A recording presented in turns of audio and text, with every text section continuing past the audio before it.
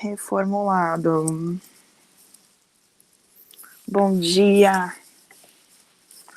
Como é que vocês foram nesse período de férias? Esquisito. Tá disponibilizado já lá, Bruna.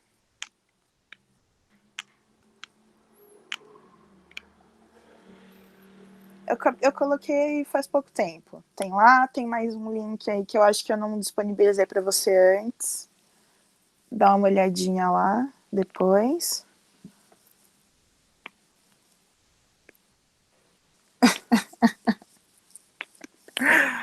Ai, ai, gente, vamos ver quem tá aqui.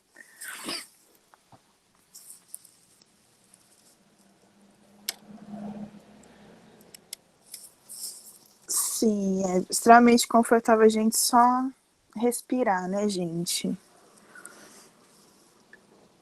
Vamos dar uma olhadinha. 54. Vamos aguardar mais um pouquinho. Ai, gente, eu entrei na Steam, aprendi a mexer nos negócios lá. Joguei uns jogos muito interessantes. Voltei a jogar uns jogos que eu não jogava há muito tempo.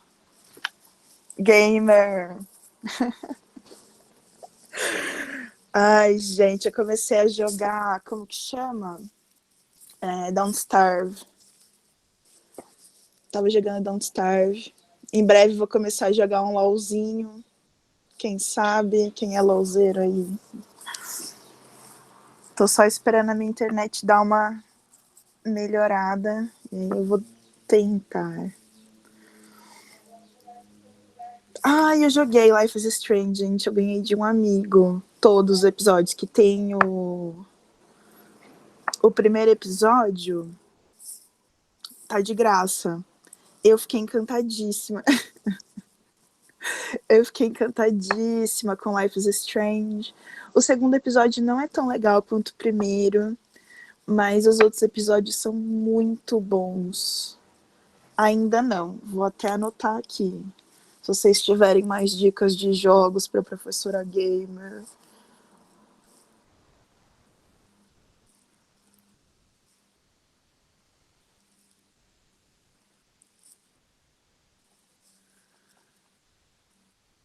Emily Zaway é sobre o quê?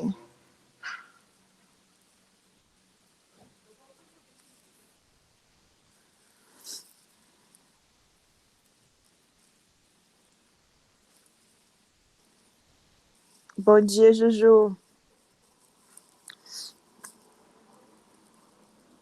Ok. Que horas temos? Opa, já até passou um minutinho.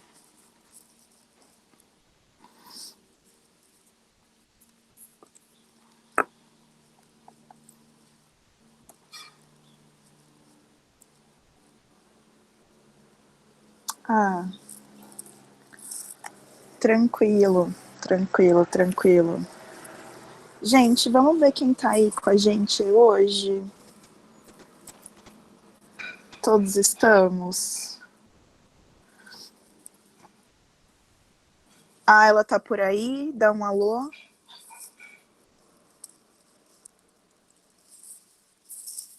Arrasou. O Alan tá por aí. Hello. Ok, Arthur. Arthur. Arrasou. Bruno tá, que já falou. Camila.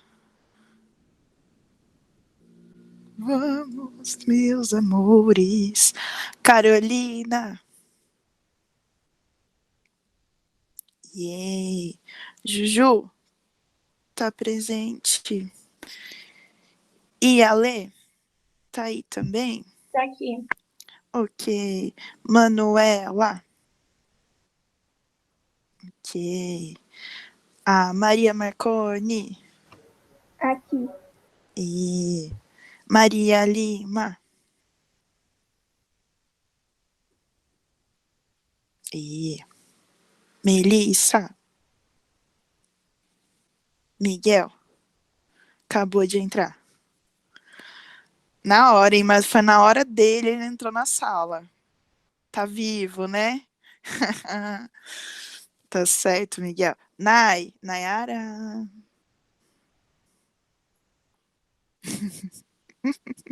Quase. Não, tem que estar vivo. Já vamos acordar, já vamos entrar. A Nay, gente. Ah, eu imagino que ainda tá de madrugada ainda, né? Que ele... A Nay já era, a Nay... Tadinha, vou dar um alô pra ela depois. O Nick entrou, saiu. Paulo está aí. E a Vicky? Ah, tá certo, então. E a Vicky? Aí. Então vamos lá, né, minha gente? O que vocês lembram que a gente estava fazendo antes? Lembram que a gente estava falando de Roma, que Roma tinha se partido ali ao meio, né? Se partiu em dois, certo? E aí, exatamente, né? Isso que a gente estava fazendo o tempo todo. Então, e aí ficou uma parte dividida entre o Oriente e uma parte para o Ocidente, certo? E aí a gente falou da arte bizantina, bonitinha, a gente deixou Roma aqui se lascando com as invasões germânicas, né, com as invasões ditas bárbaras, que esse nome bárbaro, ele vem dessa significação grega para definir pejorativamente, claro, a quem não tem uma cultura semelhante a deles, para quem não é civilizado como eles. Então os romanos foram bárbaros para os gregos, né? E aí os gregos adaptaram, né, esse termo bárbaros e começaram a jogar para todo mundo. Então eles chamavam os povos germânicos, os povos nórdicos, de bárbaros, e esses povos começam a invadir, né? Começam a invadir Roma. Aí Roma, né, muito que dá esperta, começa a fazer uns acordos com alguns grupos, né? Então eles falam assim, olha, vamos fazer um acordo aqui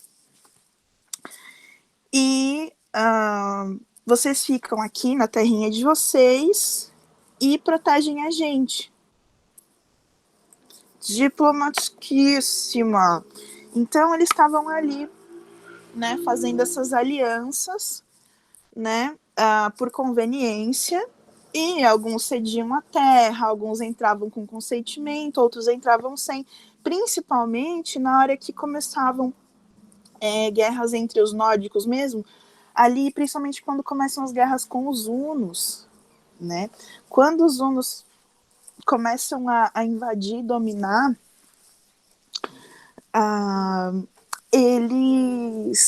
eles partem alguns governos, por exemplo, o governo dos godos, que vai se dividir entre os visigodos e os ostrogodos e por aí. E esses nórdicos começam a entrar cada vez mais para Roma, começam a ganhar cada vez mais espaço, certo? Deixei aqui esse mapa super interessante dessas movimentações dos povos nórdicos, né? Então, nós podemos ver aqui que esses povos eles vão tomar toda a parte que era Roma, eles começam a ter vários povos germânicos, né? O que acontece? Com esses problemas que Roma vai tendo, a gente vai ter ali o último imperador de Roma, né, que é o Rômulo Augusto, que também vai perder, né, esse império, que já vai virar um reino, né? Posteriormente ali vai virar o reino da Itália. E o que começa aqui, gente? Vocês sabem o que vamos dar início aqui? Alguém consegue me dizer?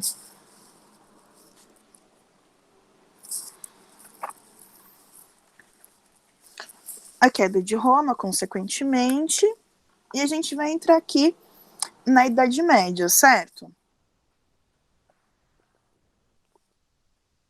Aquele período entre o século V e o século XV, certo? Onde a gente vai começar essa era o quê? Essa era medieval, né? Então aqui a gente vai começar a sair da cidade. Lembra que todo mundo saiu do campo, veio para a cidade, né? Veio para Roma, superpopulou Roma, e agora eles vão sair de volta para a área rural, que é onde a gente vai ter isso, vai começar a se desenvolver o feudalismo. Então aqueles primeiros séculos ali vão ser o desenvolvimento do feudalismo, certo? Que é uma nova situação, né, econômica e tudo mais, aonde eles vão começar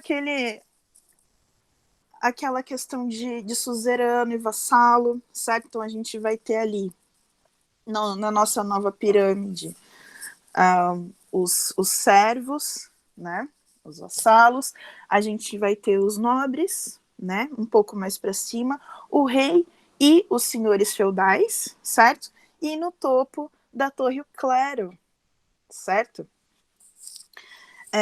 Essa linha cronológica que eu coloquei aqui para vocês darem uma olhadinha é mais ou menos alguns desses atos importantes que vão afetar a cultura, inclusive a produção artística. Por quê? Quando Carlos Magno ele é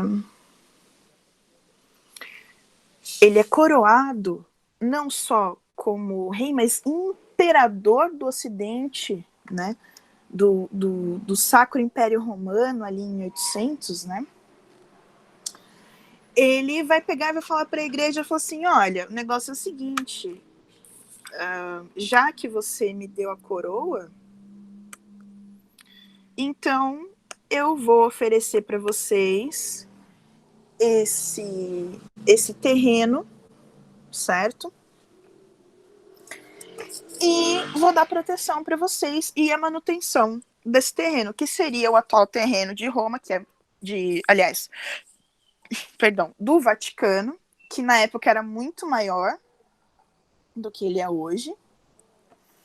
E aí ele cedeu aquele terreno, aquela boa parte do terreno da Itália para a igreja e falou que ia proteger. Então, assim, o que a gente consegue perceber aqui com essa atitude, né? Há aqui um poder da igreja não só sobre a população, mas no consciente das pessoas, certo? E a gente vai ver agora como isso se dava, por exemplo, a arquitetura. Deixa eu ver que horas temos, ótimo.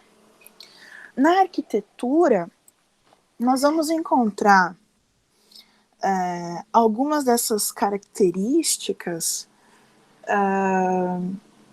que, claro, vão ser uma junção do que restou de Roma, certo? Com as características desses povos germânicos e dessa cultura.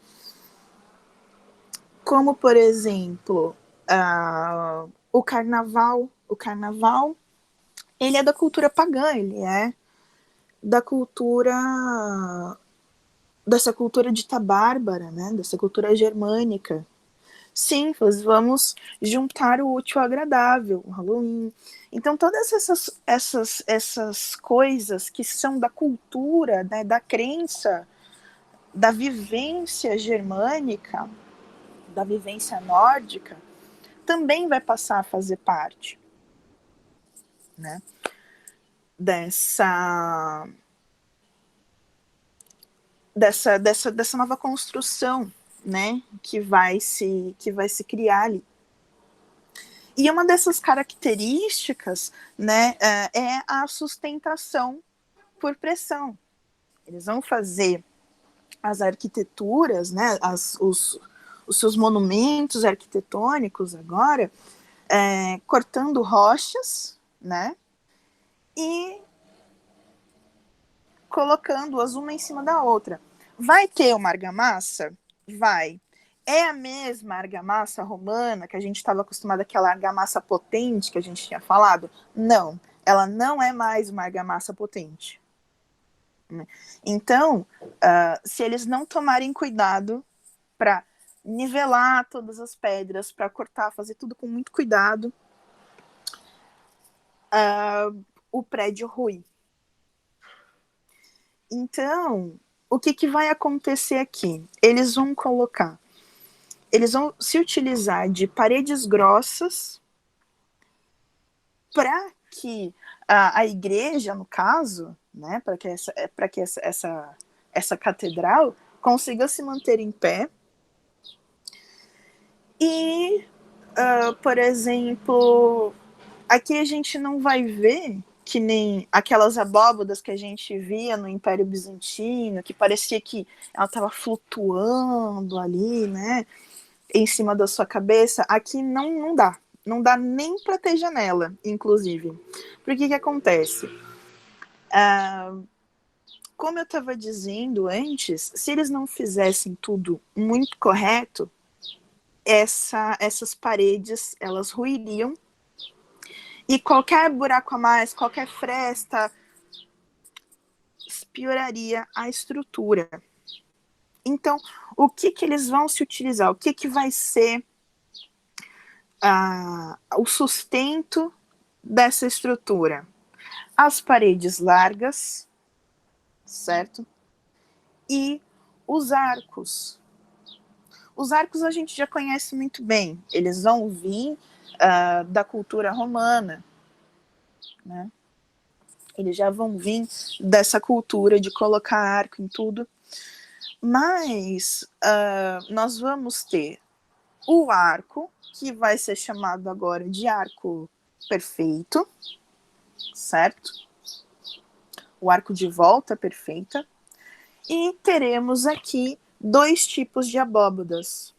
Nós vamos ter a abóbada de berço, que vai ser nada mais nada menos como se a gente visse um túnel, né, de arco.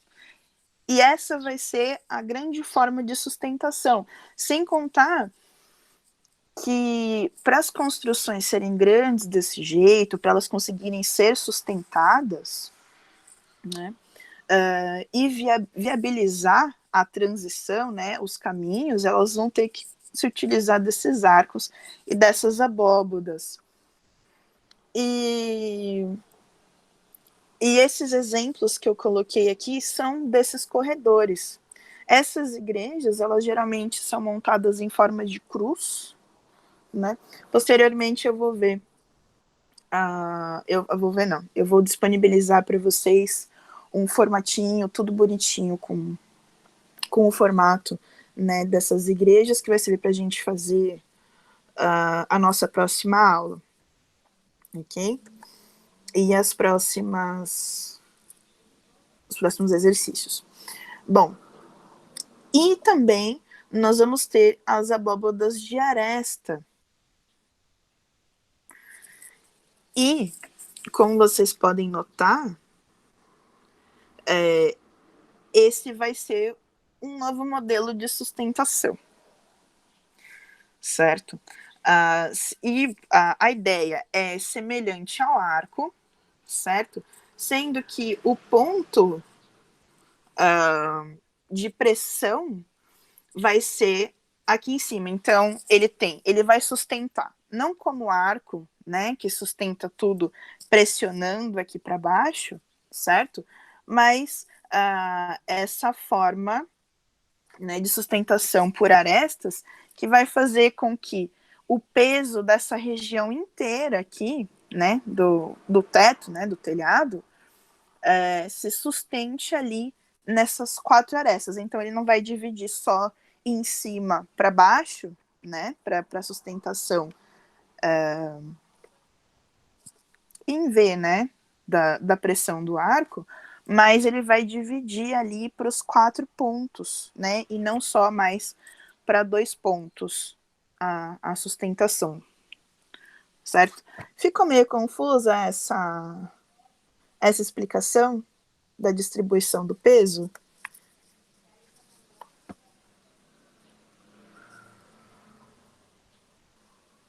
Gente,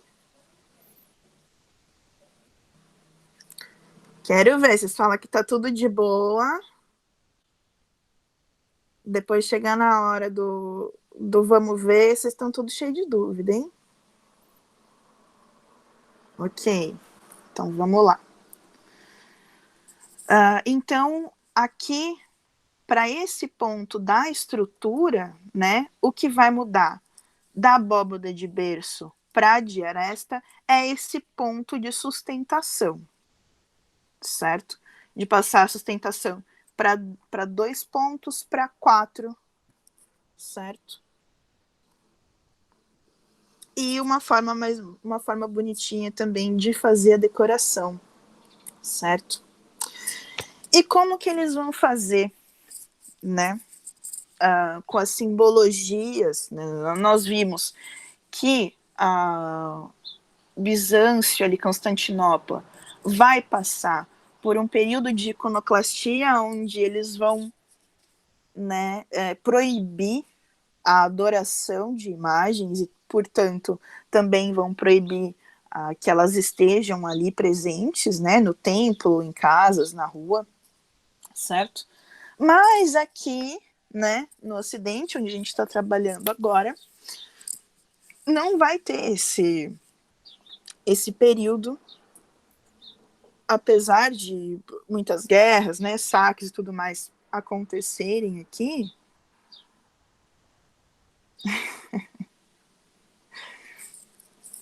Então, pois é. Então, o que vai acontecer? A igreja vai se utilizar das imagens para difundir, né, o catolicismo. A maioria das pessoas aqui, elas são iletradas, né? Elas são analfabetas. O que vai acontecer? Eles vão necessitar das imagens, porque a igreja, ela trabalha com latim. É a igreja romana, né? Católica romana. Então, a língua principal é o latim. E a população fala um monte de língua, né? Nós não temos só pessoas falantes de latim. Então,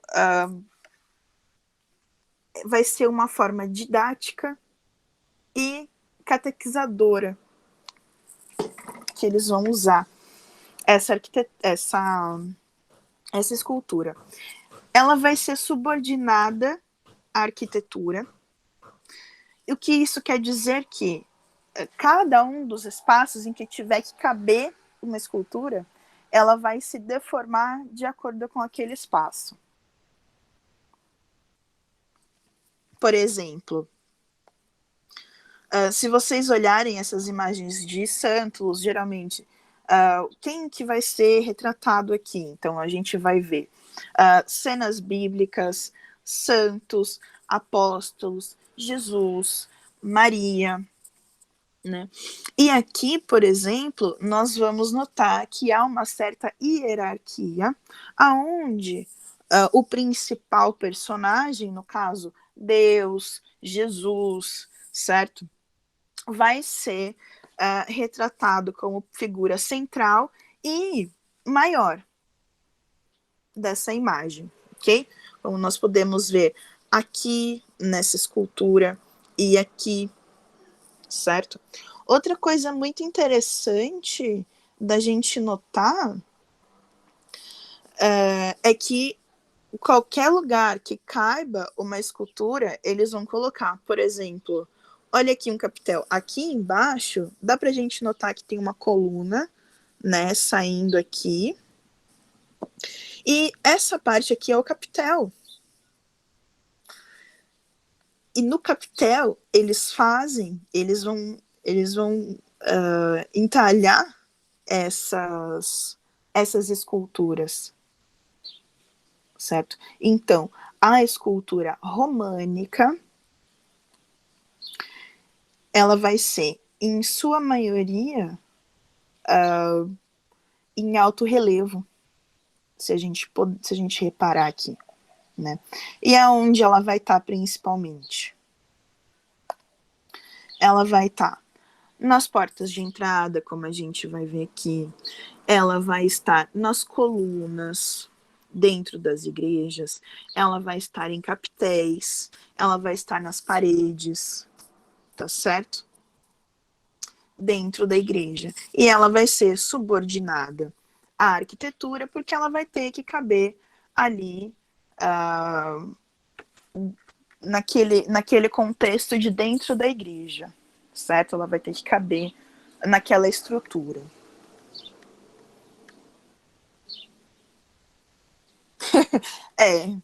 Não pode. Andou, ó, um santo.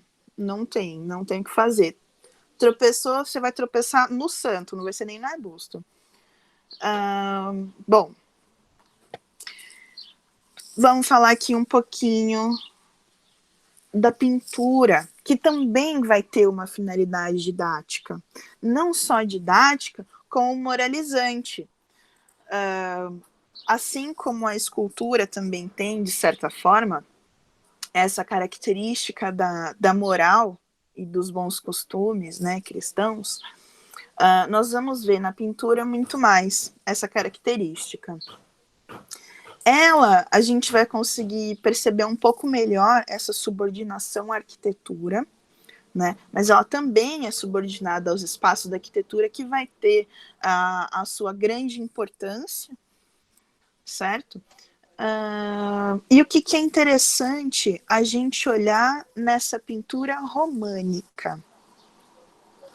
Ela vai ter essa característica sem expressão, assim como a gente tinha visto, né, naquela pintura, nas pinturas góticas, né, do início, góticas, naquelas pinturas bizantinas, perdão, no início, né, da pintura bizantina, essa característica de não ter tanta expressão. Eles também não vão se importar em serem fidedignos, em serem realistas no seu retrato, né? Eles não vão ser retratistas. De novo, volta aqui essa... Sim, parece que tá todo mundo travadão no Botox.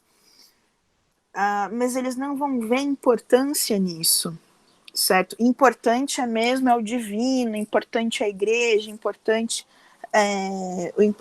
é estar conectado com o divino. Então, quem tem importância é somente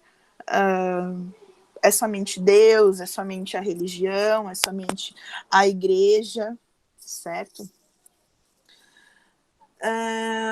Então a gente vai encontrar ali aquela estrutura plana, a gente não vai ver mais profundidade, não vai ter mais essa ideia de profundidade, e algo antinaturalista, a gente vai ver ali muita cor forte, principalmente vermelho, azul, né? A gente vai ver ali verde, amarelo e tudo mais, mas a gente vai ver uma grande quantidade de tons vermelhos e azuis, né? Eles vão trabalhar com esse contraste. E também vamos notar aqui uma certa hierarquia, assim como a gente viu na escultura, tem uma certa hierarquia nas figuras, certo? Sim, a gente já vai falar um pouco melhor sobre isso, mas a gente vai ver essa utilização do vidro colorido muito mais na arte gótica. porque aqui a gente não vê espaços, né? Na arte românica, a gente não vai ver espaços para a gente trabalhar com vidro, para a gente trabalhar com tudo isso. A gente tem esses poucos trabalhos, inclusive esses que eu coloquei em alguns detalhes, são alguns dos poucos trabalhos feitos com janelas, né, que a gente vai encontrar na arte românica. Então, a técnica, mais uma vez aqui, é a técnica do afresco, certo? E nós vamos encontrar também ali nessas figuras um contorno muito forte, né? Geralmente contornados com as cores pretas. Então, se vocês olharem essa semi-abóboda aqui, né? Ela tá... Então, era complicado. Algumas doenças eram muito comuns por causa da falta de janela, inclusive. Então, eu queria que vocês olhassem nessas duas imagens do mesmo local, né? Esse formato mais redondo ali próximo ao teto faz com que a imagem se alongue. Então, quando a gente fala que a pintura, a escultura, ela é subordinada, né, àquele local, você não faz ela do tamanho, né, específico e coloca ali, ela se alonga, ela se deforma de acordo com a estrutura, certo? E ela também é feita para caber dentro daquele determinado espaço, certo? Ela tem que caber nesse espaço de tamanho X e formato Y, então ela é feita para tal, certo? Então ela é feita para caber ali. E como eu disse para vocês, olha só a utilização intensa de tons em azul e vermelho. Certo? De certo que essa é uma pintura única, mas deem uma olhadinha aqui. Os temas que vão ser tratados nessas pinturas são das passagens bíblicas, principalmente da vida de Jesus, ou a Maria Virgem, né, aquela imagem ou dela com a criança, né? Ou então imagens que vão falar direto com a moral, né, da população. Vão trazer esse questionamento sobre esse balancear entre o bem e o mal, né? O que é que deve pesar mais, o que é que deve ter mais ali. Então, você vê ali por essa balança, temos um anjo e o demônio, certo? Nessa imagem aqui. E eles estão com essas balanças, e o mais pesado, o que tem que ter mais no ser humano seria o bem, né? Então, ali a balancinha significando tudo isso, tudo tem que ser muito didático, muito explicativo. Estamos falando aqui de uma população analfabeta, então tudo vai ser feito em torno de imagens, certo? Se falando em pintura, nós vamos chegar até as iluminuras, né? As iluminuras nada mais são do que as imagens dos livros. Eles faziam muitos livros com imagens, principalmente a Bíblia, ou livros de catequese, livros sagrados cheios de imagens, para que essa população fosse catequizada, para que chamasse a atenção dessa população. E ali, de novo, as cores fortes, né? Eles utilizavam de várias técnicas para obter as tintas, inclusive utilizavam de algumas pedras, como esmeralda, né, e por aí vai, para obter alguns tons, como verde, por exemplo, para poder fazer essa tinta, certo? E como que eram feitos? Eram feitos nos mosteiros esses livros, e eles marcavam, né, as pontas das páginas, marcavam direitinho as margens, né, e eram feitas por quem? Por monges escribas, né, e eu coloquei aqui uma imagenzinha para ilustrar um pouco para vocês sobre essa qualidade. Então, o que acontece? Quem obtinha todo o poder intelectual era a igreja.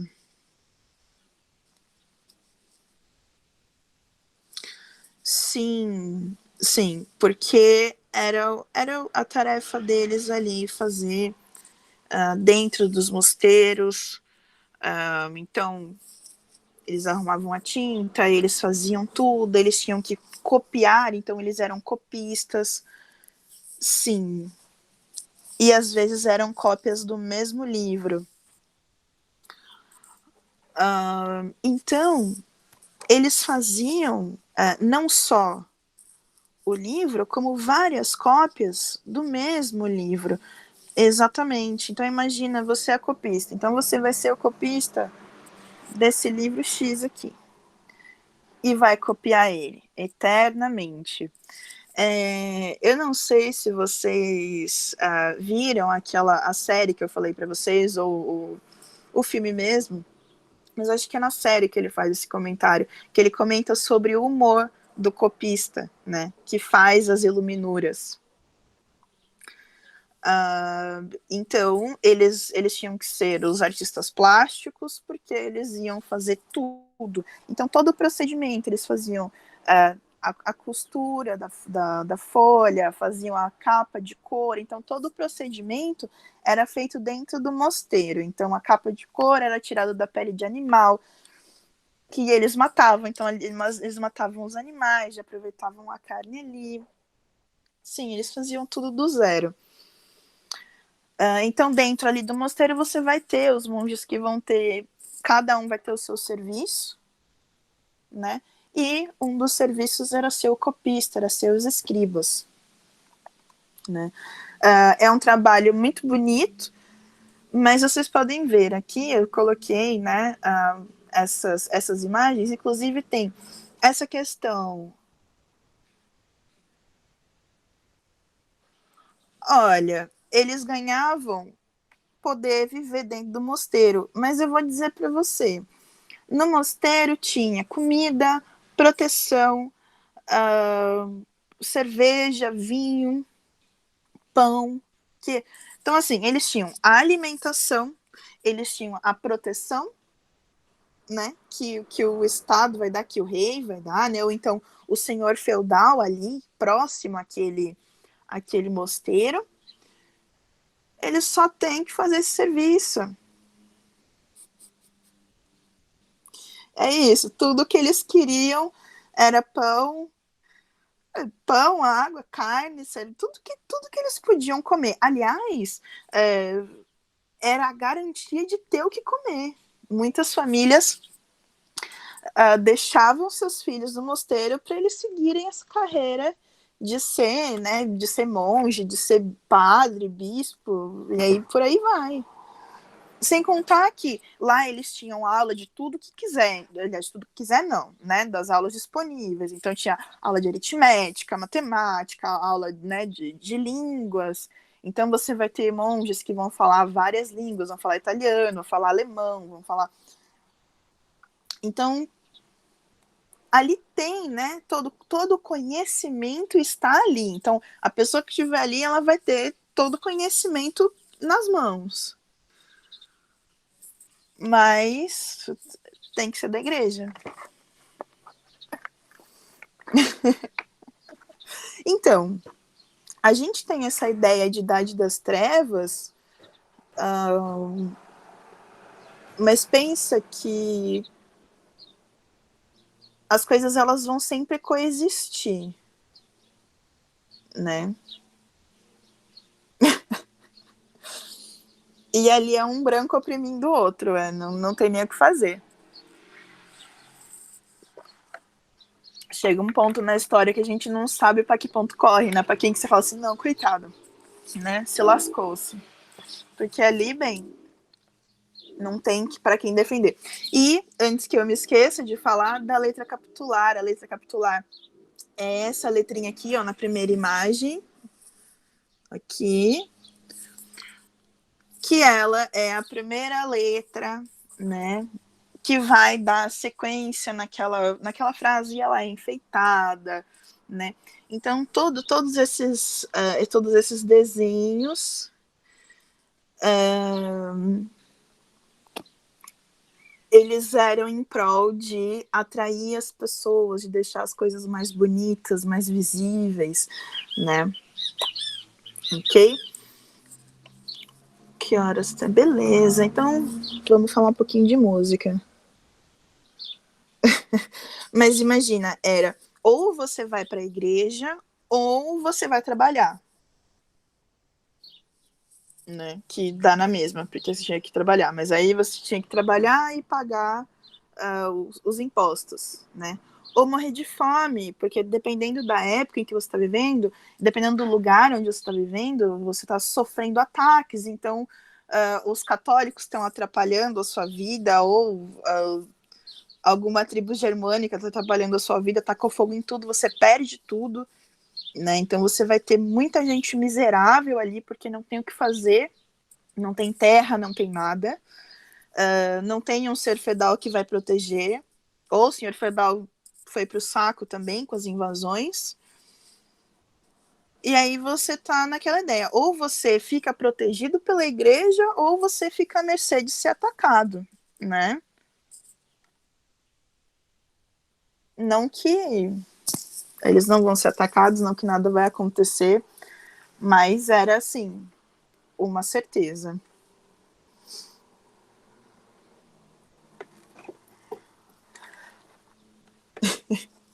Era um pouco mais de certeza, assim, então as pessoas tinham esse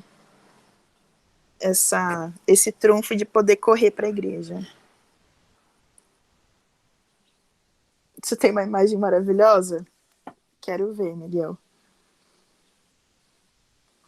Não tem que ver.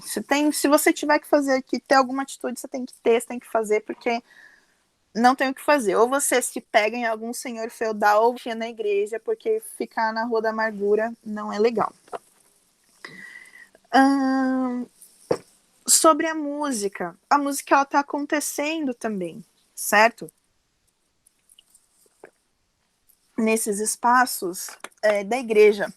Lembra que eu comentei com vocês, olha, chega um momento na história em que a música ela vai ou pertencer à igreja ou ser mundana, ou ser pagã. Então, ou ela é a música católica, né, a música da igreja, a música que é feita pelos monges, ou ela é a música profana, música que é feita na rua, música com instrumentos musicais que não são a voz, né? Exatamente. Ou é sacro ou é profano. Não tem o que fazer, né? Então, a música tem instrumentos musicais que não seja a voz, mais posteriormente que não seja a voz e o órgão. Dentro da igreja, ela é profana. Se você vai, a única exceção de instrumento musical para acompanhar a voz, se você estiver fazendo um culto pessoal na sua casa, você pode usar a lira. Do contrário, música profana.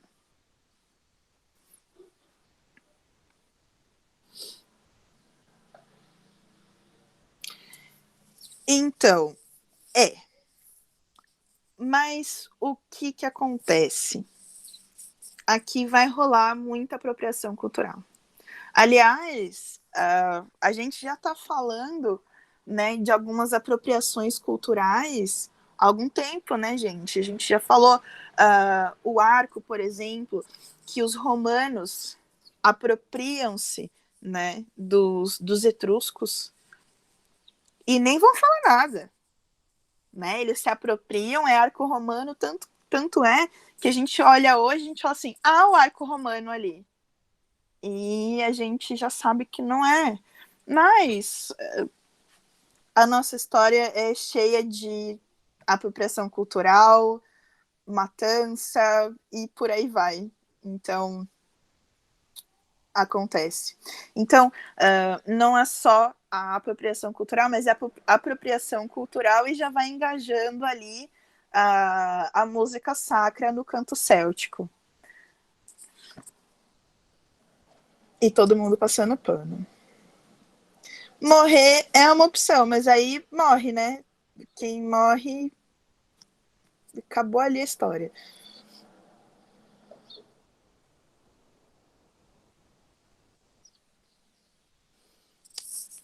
A igreja ela vai se apropriar de tudo. Quando não destrói tudo. Exatamente. Vai entender, né, gente? Então, nada se cria, tudo se copia. Né? Atualmente, muito mais do que naquela época. Você copia e adapta, você refaz e adapta. Bom, e aí nós vamos ter, né, esses cantos que vão depender do lugar, né, como o canto céltico, ou do Papa, como o canto ambrosiano, como o canto gregoriano. E quando se referem, né, a esses lugares, a esses determinados papas, eles vão trabalhar sempre com a língua vernácula, a língua daquele local, a língua daquele povo. E aí chega Carlos Magno, qual que é a intenção de Carlos Magno? Carlos Magno quer unificar, né, aquele pedaço de Roma. Não só aquele pedaço, mas ele tá intencionando unificar Roma novamente, né? Como era antigamente. Então ele queria reunificar. Então há esse intuito, né, esse ímpeto da igreja também, não só do Carlos Magno, de tornar tudo uma coisa só de novo. Spoiler, não dá certo, mas ele tá tentando, né? Então ele vai falar assim, olha, o canto gregoriano, ele vai ser o único.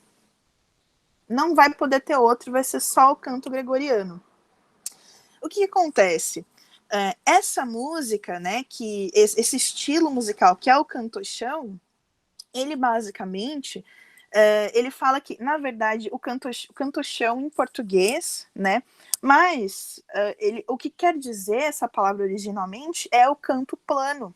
E o canto plano vai ter uma nota de sustentação, uma nota grave, e um grupo de pessoas vai ficar ciclando para manter essa nota longa do começo até o final, da música. E eu coloquei um ótimo exemplo disso num link lá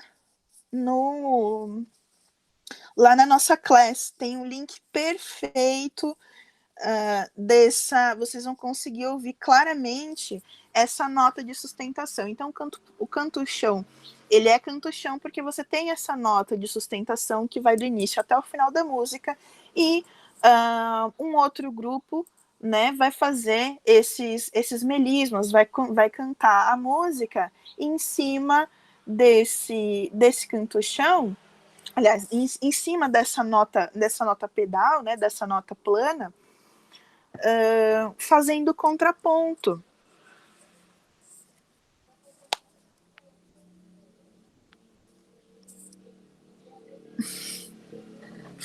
Tá certo? Então, eu gostaria muito que vocês ouvissem a música, não só desses dois links que eu deixei aqui para vocês verem, mas principalmente aquele link que eu deixei ali para apreciação musical, para vocês conseguirem ouvir essa nota pedal que vai do início até o final da música e o contraponto que faz a melodia com essa nota principal.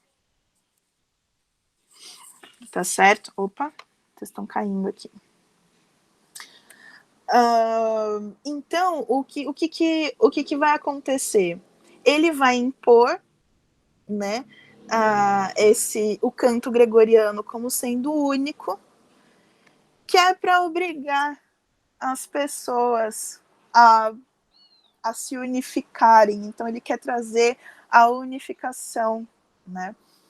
A unificação dos povos através da música. O que é muito bonito quando acontece, né? Quando todo mundo tá ouvindo aquela música legal, todo mundo canta, não é mesmo? Mas aqui ele tá tentando fazer isso com a religião. Sim, o avô do Carlos Magno, ele vai impedir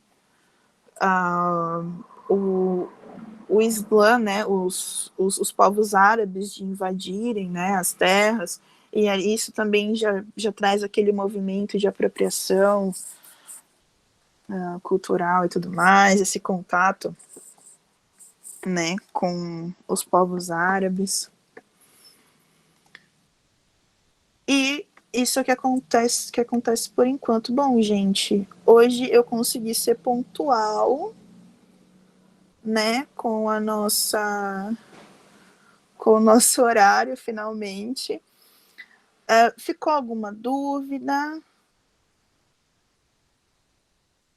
1 minuto antes, tô pontual, tô ficando pontual, gente. Gostaria de falar mais algumas coisas sobre alguns assuntos? Sim, gostaria, mas, né, vai ficar para a próxima aula. E algumas explicações também vão ficar para a próxima aula de como vai ser o nosso bimestre. Pode falar.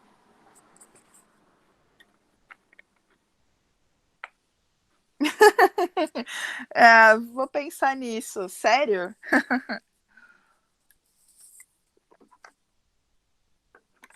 Vou pensar. Aí para fazer um podcast seria legal não só falar sozinha, né? Mas ter uma galera para falar comigo. Vamos. É um projeto.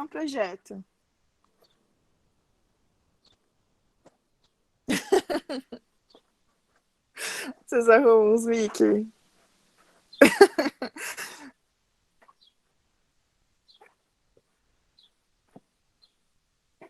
Vamos pensar nisso, sim, então. O Flow Podcast.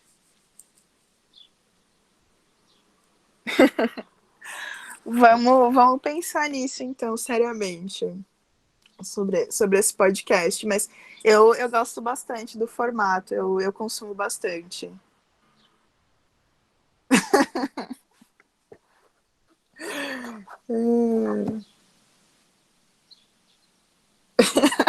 Ela faz um podcast dela. Ai, gente, vocês são ótimos, vocês me animam, real.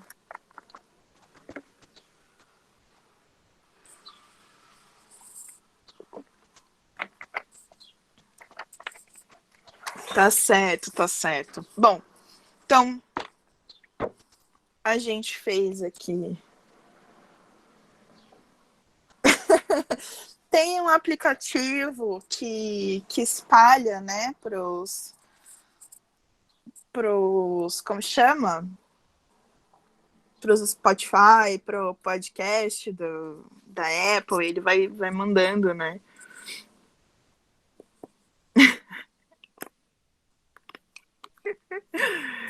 Ai, vocês são muito ótimos. Muito ótimos.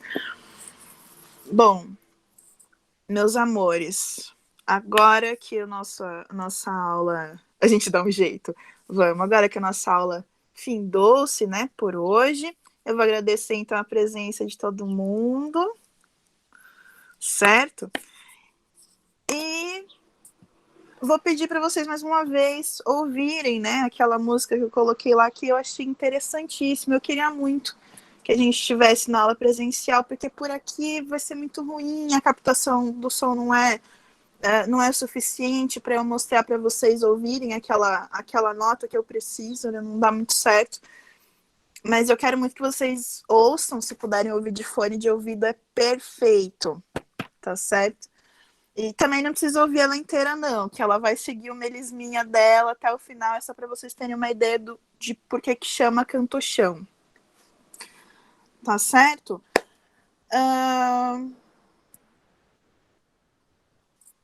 O que eu ia falar? Muito obrigado, todo mundo.